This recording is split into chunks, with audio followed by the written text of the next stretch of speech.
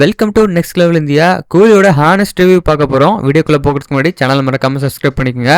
And review மட்டும் கிடையாது, box office கலெக்ஷனை பற்றி பார்க்க போகிறோம். அண்ட் ஏகப்பட்ட நெகட்டிவிட்டிக்கு மிகப்பெரிய ரிப்ளை ஒன்று கொடுக்க போகிறோம். டைமுக்கு வீடியோ போட முடியல, ரொம்ப சாரி. எனக்கு ஹெல்த் இஷ்யூஸ் கொஞ்சம் இருந்ததுனால நல்ல கரெக்ட் டைமுக்கு வீடியோ போட முடியல.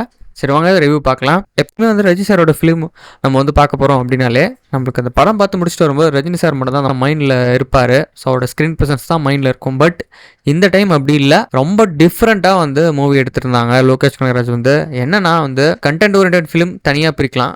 எக்ஸாம்பிளுக்கு விடாமுயற்சி வந்துச்சு அந்த மாதிரி.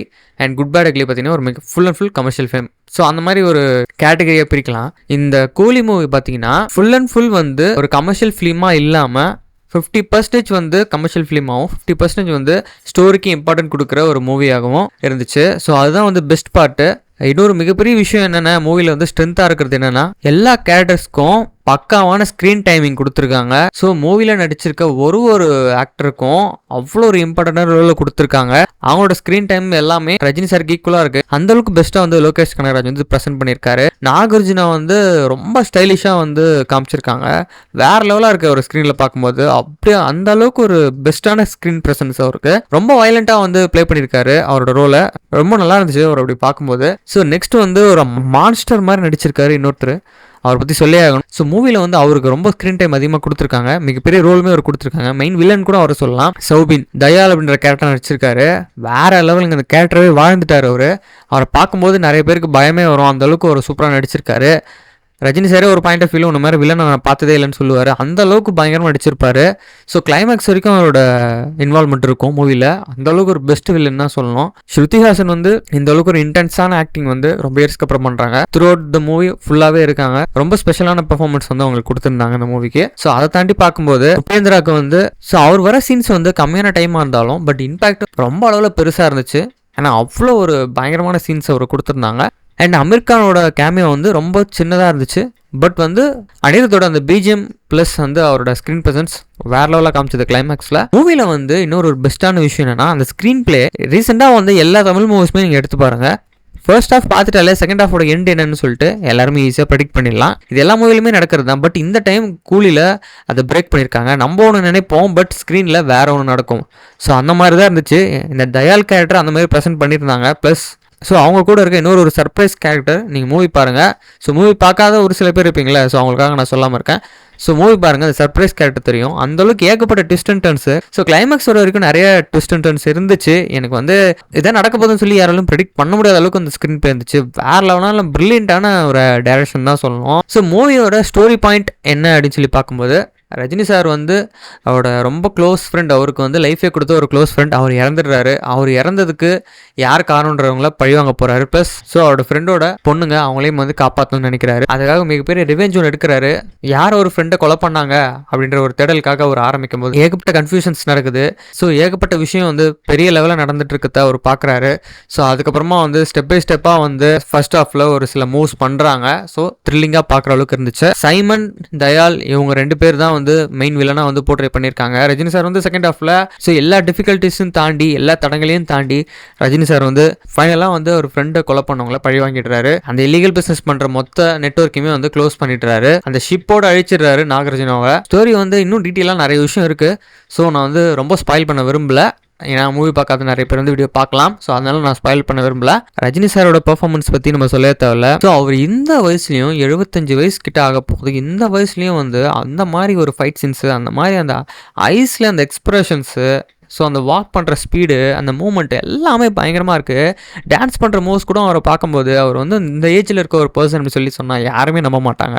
லோகேஷ் கனகராஜ் 2000லேருந்து இந்த 2010 இருக்க ரஜினி சாரோட லுக்கை அவர் யூஸ் பண்ணி நல்லா ப்ரெசென்ட் பண்ணியிருக்காரு. எனக்கு ரஜினி சாரை பார்க்கும்போது அந்த மேக்கப், அந்த ஹேர் ஸ்டைல் எல்லாமே கொஞ்சம் லைட்டாக எங்கே இருக்க மாதிரி தான் தெரிஞ்சுது. ரொம்ப சூப்பராக அந்த காஸ்டியூம்ஸ்லாம் கொடுத்துருந்தாங்க. விண்டேஜ் ரஜினி சாரை பார்த்த மாதிரி இருந்துச்சு. அந்த ஃபைட் சீன்ஸ்லாம் அவர் பார்க்கும்போது அந்த கேமரா ஆங்கிள்ஸு பயங்கரமாக இருந்துச்சு. ஏகப்பட்ட டெக்னிக்ஸ் யூஸ் பண்ணியிருக்காங்க அந்த ஃபைட் சீன்ஸ் எல்லாத்துக்குமே. மூவியில் ஃபைட் சீன்ஸ் எந்த அளவுக்கு யூஸ் ஆகுதுன்னா, ஸ்லோ பேஸில் மூவி போகும்போது அந்த ஃபைட் சீன்ஸ் வரும்போது மூவியே பூஸ்ட் ஆகிடுது. அந்த அளவுக்கு பயங்கரமாக இருந்துச்சு. ஸோ அது மட்டும் இல்லாமல் அந்த நெகட்டிவ் ஷார்ட்ஸை வச்சு மூவியை இன்னுமே ஹைப்பை கிரியேட் பண்ணிகிட்டே இருந்தாங்க. அந்த நாகார்ஜுனா ஜஸ்ட் வந்து பிளிங்க் பண்ணும்போது அந்த நெகட்டிவ் ஷாட் வரும். வேற லெவலில் ஹைப் கொடுத்துருந்தாங்க. ஸோ இன்டர்வெல்லாம் தேட்டரே ஒரு வழியாயிடுச்சு.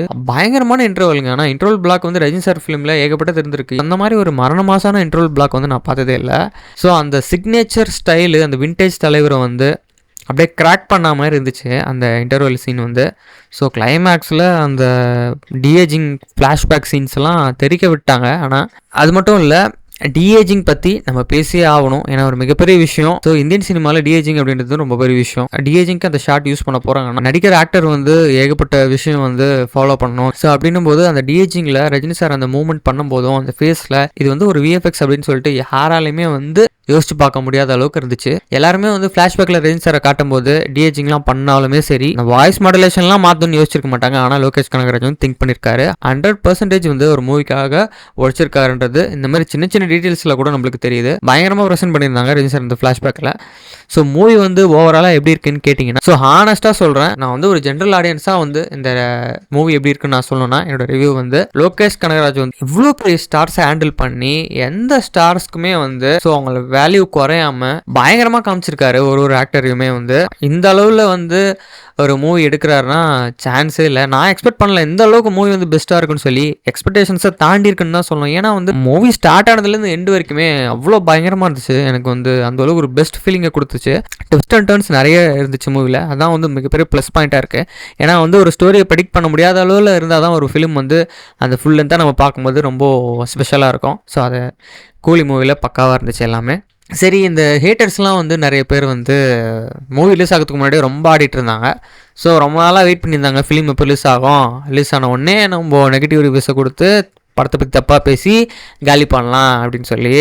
ஆனால் படம் ரிலீஸ் ஆனதுக்கப்புறம் தான் அப்படி பண்ணுவாங்கன்னு நினச்சேன். அந்த ரிவ்யூஸ் கொடுக்குறத நான் பார்த்துட்டு தான் இருந்தேன். படம் ரிலீஸ் ஆகிறதுக்கே இன்னும் ஃபியூ ஹார்ஸ் இருக்குது ஃபர்ஸ்ட் ஷோ போடுறதுக்கு. அதுக்கு முன்னாடியே படம் நல்லா இல்லைன்னு சொல்லிட்டு ஹேஷ்டேகை போட்டு கூலி ஃப்ளாப்புன்னு சொல்லி ஹேஷ்டேகை கிரியேட் பண்ணி கூலி நல்லா இல்லைன்னு சொல்லி ரிவ்யூஸ் போட ஆரம்பிச்சிட்டாங்க. அப்படி ரிவ்யூஸ் போடுறவங்களோட டிபி எல்லாமே பார்த்தீங்கன்னா விஜய் சாரோட இமேஜ் வச்சுருக்காங்க. ஸோ எதுக்கு இந்த தேவையில்லாத வேலை? ஒருத்தர் வந்து ஃபர்ஸ்ட் பிளேஸில் இருந்தால் உங்களுக்கு பிடிக்காது, அவர் ஃபர்ஸ்ட் பிளேஸில் இருக்கவே கூடாது. அஜித் சார் ஃபிலிமாக இருந்தாலும் சரி, ரஜினி சார் ஃபிலிமாக இருந்தாலும் சரி, எதுவுமே ஓடக்கூடாதுன்னு நினைக்கிறாங்க இவங்க. ஸோ அதானே ஒரு குறிப்பிட்ட விஜய் ஃபேன்ஸை மட்டும் தான் நான் சொல்கிறேன். எவ்வளோ நெகட்டிவிட்டிங்க, எவ்வளோ கீழ்த்தனமாக வந்து நிறைய ட்வீட்ஸ் வந்து நான் பார்த்துட்ருக்கேன். அதெல்லாம் ரொம்ப மோசமாக இருக்குது. இந்த வயசுலையும் 75 வயசில் நடிக்கிறாரு. அவரை கேவலப்படுத்தி அவருக்கு கொஞ்சம் கூட ரெஸ்பெக்ட் இல்லாமல் நம்ம தமிழ் சினிமா 1000 crore அடிக்கணும்னு எவ்வளோ பேர் வந்து எதிர்பார்த்துட்டு இருக்காங்க. அதையுமே கேவலப்படுத்தி நம்ம இண்டஸ்ட்ரியை வளர விடாமல் இந்த மாதிரி வந்து பண்ணுறதுக்கு ஒரே காரணம் இந்த மாதிரி ஆளுங்களால மட்டும்தான். ஏன்னா வந்து மற்ற இண்டஸ்ட்ரிலாம் பார்த்தீங்கன்னா அவங்க இண்டஸ்ட்ரி வளரணும், அவங்க இண்டஸ்ட்ரியில் வந்து நிறைய ரெக்கார்ட்ஸ் பண்ணணும், அவங்க லாங்குவேஜோட பேர் வந்து மேலே நிற்கணும் அப்படின்னு சொல்லி எல்லாருமே வந்து யூனிட்டியாக இருக்காங்க, எல்லாம் ஒற்றுமையாக இருக்காங்க. இங்கே தமிழ் இண்டஸ்ட்ரியில் இருக்க ஒரு சில இந்த மாதிரி ஃபேன்ஸ் மட்டும்தான் நெகட்டிவிட்டி வேண்டுமே கிரியேட் பண்ணுறாங்க. படம் பார்க்காமலே வந்து தேட்டர்ஸ்க்கு வந்து அங்கே போயிட்டு மீடியா கிட்டலாம் படம் நல்லா இல்லைன்னு சொல்லி அசிங்கப்பட்டு அவமானப்பட்டு போகிறாங்க. நம்ம பார்த்துட்டு தான் இருக்கோம் நியூஸில் எல்லாமே. ஃபர்ஸ்ட் ஷோ ஆரம்பிக்கிறதுக்கு முன்னாடியே நெகட்டிவ் ரிவ்யூஸ் போடுறாங்கன்னா எந்த லெவலில் இருக்காங்க நீங்களே யோசிச்சு பாருங்களேன். இதில் வந்து ரிவ்யூ போடுறவங்க ஒரு சில பேர்லாம் இருக்காங்க, எல்லாம் பெய்ட் ரிவ்யூஸ் தான். ஜென்யூனாக யாராவது ரிவ்யூ போட்டாங்களா? கிடையவே கிடையாது. ஏன்னா இந்த யூடியூப்பில் இருக்க மோஸ்ட்லி இந்த ரிவ்யூ போடுறவங்க எல்லாமே பெய்ட் ரிவ்யூஸ் தான். ஸோ அந்த பெய்ட் ரிவ்யூஸ் வந்து யாரெல்லாம் போடுறாங்கன்னு சொல்லி எல்லாருக்குமே தெரியும். நிறைய யூடியூபர்ஸ் வந்து நான் நோட் பண்ணியிருந்தேன் ஸ்டார்டிங்லேயே ரிவ்யூஸ் போடுறவங்க. இந்தியன் 2 வந்து நல்லா இல்லைன்னு சொன்னாங்க. ஸோ அதுக்கப்புறமா கோட் ரிலீஸ் ஆச்சு. கோட் வந்து பிளாக் பஸ்டர் ஃபிலிம்னு சொன்னாங்க. அப்போயே எனக்கு தெரிஞ்சு போச்சு இந்த அளவுக்கு வந்து அவ்வளோ மோசமான அவ்வளோ மட்டமான படம் கோட் ஃபிலிமு. இந்தியன் 2 கூட கம்பேர் பண்ணும்போது இந்தியன் 2வே ஓரளவுக்கு பரவாயில்லன்னு சொல்லலாம். ஏன்னா சோஷியல் இஷ்யூவை பற்றி பேசியிருந்தாங்க அந்த ஃபிலிமில். இந்த ஃபிலிமில் ஒன்றுமே இல்லை சொல்கிறதுக்கு, அவ்வளோ கேவலமான ஃபிலிமு. இந்த ஃபிலிமு நல்லா இருக்குது பிளாக் பஸ்டர்னு சொல்லி இந்தியன் 2 வந்து ஃப்ளாப்னு சொல்கிறாங்க. அப்படின்னும் போது நான் அப்பயே பார்த்துட்டேன். ஸோ இப்படி போதா அப்படின்னு சொல்லி. ஸோ எந்த ஃபிலிம் ரிலீஸ் ஆனாலும் சரி, எந்த ஸ்டாரோட ஃபிலிம் ரிலீஸ் ஆனாலும் சரி, இந்த குறிப்பிட்ட விஜய் ஃபேன்ஸ் இருக்காங்களே எந்த ஃபிலிமும் ஓடக்கூடாதுன்னு சொல்லி அவங்க மைண்டில் ஃபிக்ஸ் பண்ணிட்டு இருக்காங்க.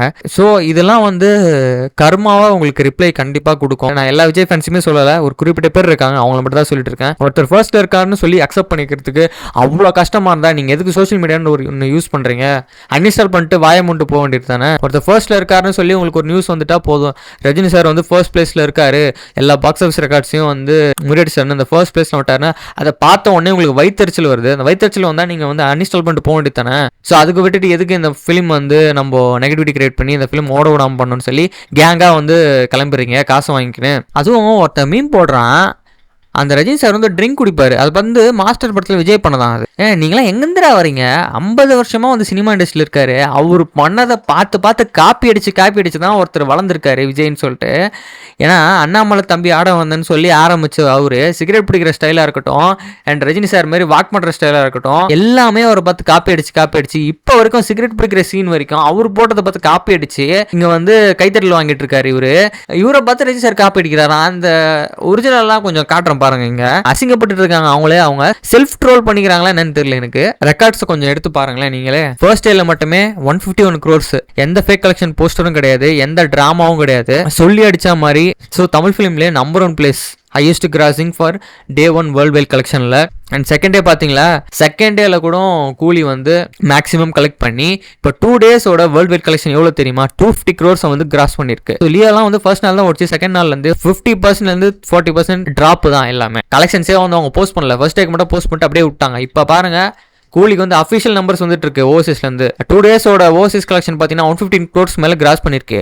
ஓவரால் கலெக்ஷன் பார்த்தீங்கன்னா வேர்ல்டு வைடில் நம்ம இந்தியாவும் சேர்த்து பார்க்கும்போது 250 crores கிட்ட கிராஸ் பண்ணிருக்கு. ஸோ அதுக்கான நம்பர்ஸ்லாம் வந்து நான் போடுறேன் பாருங்க. டிஎன்ல மட்டுமே 2 days 55 crores மேலே கலெக்ட் பண்ணியிருக்கு. ஆந்திரா தெலுங்கானா ஸ்டேட்ஸில் பார்த்தீங்கன்னா 35 crores மேலே கிராஸ் கலெக்ஷன் பண்ணியிருக்கு. அண்ட் கேரளாவில் 15 crore, கர்நாடகாவில் 24 crores கிட்ட பண்ணியிருக்கு. அண்ட் நார்த் இந்தியாவில் ஃபர்ஸ்ட் டே வந்து 7 crore கலெக்ட் பண்ணியிருந்தது. சர்ப்ரைசிங்காக செகண்ட் டே வந்து 9 crores கிட்ட கலெக்ட் பண்ணியிருக்கு. அது மட்டும் இல்லை, நார்த் இந்தியாவில் பார்த்தீங்கன்னா வந்து டெய்லி ஷோஸ் வந்து எக்ஸ்ட்ரா கொடுத்துட்டே இருக்காங்க. Day 3ல பார்த்தீங்கன்னா 10,000 ஷோஸ் கிட்ட இன்க்ரீஸ் பண்ணியிருக்காங்க. ஸோ ஓவர்சீஸில் பார்த்தீங்கன்னா 115 crores மேலே கிராஸ் பண்ணியிருக்கு ஒன்லி 2 days. ஸோ வேறு லெவலான பாக்ஸ் ஆஃபீஸ் ரெக்கார்ட்ஸு 253 crores மேலே கிராஸ் பண்ணியிருக்கு. தமிழ் ஃபிலிமில் மிகப்பெரிய ரெக்கார்டு. தமிழ் சினிமால 150 கோடி கலெக்ஷன்ஸ் சிவாஜி இன்ட்ரடியூஸ் பண்ணிச்சு. தமிழ் சினிமால ஃபர்ஸ்ட் டே கலெக்ஷன் 150 crore மேல கிராஸ் பண்ண கூலி இன்ட்ரடியூஸ் பண்ணிருக்கு. அன்னைக்கும் இன்னைக்கும் தலைவர் மட்டும்தான் ரெக்கார்ட்ஸை வந்து ரெக்கார்ட் கிரியேட் பண்ணிட்டு இருக்காரு, ரெக்கார்டை பிரேக் பண்ணிட்டு இருக்காரு. ஸோ அவர் மட்டும் தான் ஆடியோ லான்ச்சில் கலாநிதி மாறன் சொன்ன மாதிரி 75 வயசானாலும் அந்த ஃபர்ஸ்ட் பிளேஸை பிடிக்கிறதுக்கு எவனாலையும் முடியாது. ரஜினி சார் காலுக்கு கீழே தான் எல்லா ரெக்கார்டுமே, எவனாலையுமே முடியாது. ஸோ அந்த சூப்பர் ஸ்டார் அப்படின்ற பேருக்கு டெஃபினிஷன் கூலியோட பாக்ஸ் ஆஃபீஸ்லேயே தெரிஞ்சது. ஸோ அப்கமிங் டேஸில் பாக்ஸ் ஆஃபீஸ் கலெக்ஷன் பற்றி அப்டேட்ஸுமே நம்ம சேனலில் போடுவோம். So upcoming box office records, box office கலெக்ஷன்ஸை பற்றி நம்ம சேனலில் ரெகுலராக அப்டேட் பண்ணுவோம். சேனலை மறக்காமல் சப்ஸ்கிரைப் பண்ணிக்கங்க. ரிவ்யூ டிலே ஆனதுக்கு ரொம்ப சாரி. ஸோ ஜெனியூனான ரிவ்யூ நான் கொடுத்துருக்கேன்னு நினைக்கிறேன். ஸோ உங்களோட பாயிண்ட் ஆஃப் வியூ கூலியோட படத்தை பற்றி எப்படி இருந்துச்சுன்னு சொல்லி கமெண்ட்ஸில் சொல்லுங்கள். சேனலை மறக்காமல் சப்ஸ்கிரைப் பண்ணிக்கங்க. ஸோ நெக்ஸ்ட் வீடியோவில் இதோட ஒரு பிகெஸ்ட் நியூஸோட நம்ம பார்க்கலாம். ஸோ தேங்க்யூ ஃபார் வாட்சிங்.